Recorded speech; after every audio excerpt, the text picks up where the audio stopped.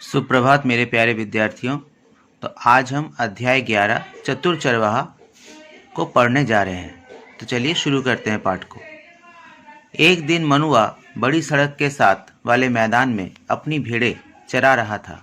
धूप खिली हुई थी और भेड़ें आराम से धीरे धीरे घास चर रही थी।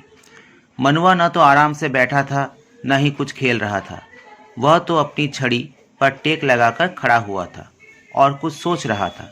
अचानक उसने अपनी छड़ी फेंक दी और खुशी से उछल पड़ा। उसने छड़ी के पास ही अपनी फर की टोपी भी जमीन पर फेंक दी और खुशी से ऊंची आवाज में चिल्लाकर बोला, मैंने पहेली बूझ ली। ठीक उसी समय एक नौजवान घुड़सवार सड़क पर जाता दिखाई दिया। उसके घोड़े ने जमीन पर पड़ी फर की टोपी देखी तो उसे कोई जानवर समझकर डर गया। डर के मारे घोड़ा अपने पिछले दोनों पैरों पर खड़ा हो गया। फिर घोड़ा आगे की ओर इतनी जोर से झटका देकर बढ़ा कि घुड़सवार के लिए उसे संभालना मुश्किल हो गया। जब घोड़ा संभल गया तो घुड़सवार चिल्लाकर बोला, ए लड़के, तुमने मेरे घोड़े को इतना क्यों डरा दिया? क्या तुम बिना शोर मचाए चुपचाप अपनी भेड़ें नहीं चरा सकते? मैंने जानबूझकर उसे नहीं डराया, मनुआ बोला। अच्छा, तो फिर तुम चिल्लाए क्यों? तुमने अपनी फर टोपी नीचे क्यों फेंकी? घुड़सवार पूछा। इसलिए कि मैं बहुत खुश था, मनुआ ने कहा। अच्छा, तो तुम किस बात से इतने खुश थे? घुड़सवार ने फिर पूछा। मैंने पहेली बूझ ली, मनुआ ने जवाब दिया। कैसी पहेली? घुड़सवार ने पूछा। मैं तुम्हें बताता हूँ, पर घोड़े की बात पर तुम डांटना मत। यह पहेली बड़ी कठिन थी।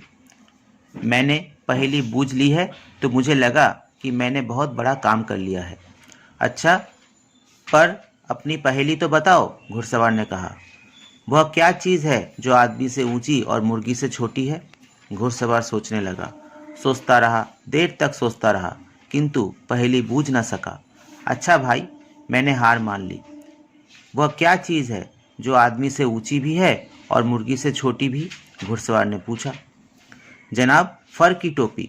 फर की टोपी मुर्गी से छोटी होती है, पर जब पहन ली जाती है तो आदमी से ऊंची हो जाती है, मनुआ ने कहा। तुम वास्तव में बुद्धिमान लड़के हो। अच्छा, मेरी बात सुनो। कल इसी समय इसी रास्ते से मैं घर जाऊंगा।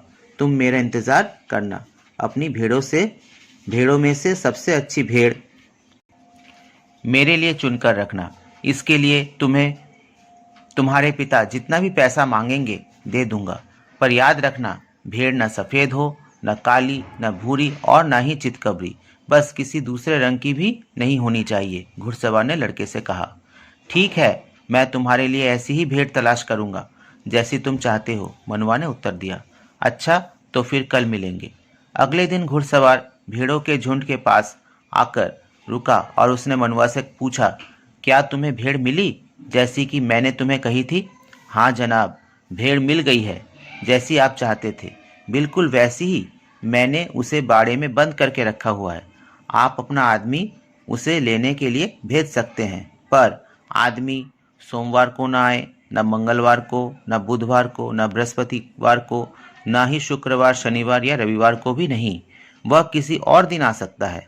आप जो भी पैसे ठीक समझे, जो भी आपका मन करे, मुझे दे सकते हैं, मनुआ ने बड़ी विनम्रता से कहा।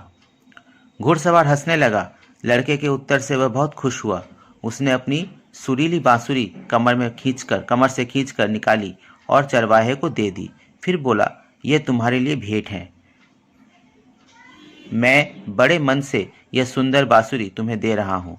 मैं चाहता हूँ कि जितने सुंदर तुम जवाब देते हो, उतनी ही अच्छी तरह ये बांसुरी भी बजाओ। अपनी भेड़ों के झुंड की देखभाल करते समय ये बांसुरी अपनी आवाज़ से तुम्हारा दिल बहलाएगी। यह कहकर घुड़सवार ने अपनी राह पकड़ ली।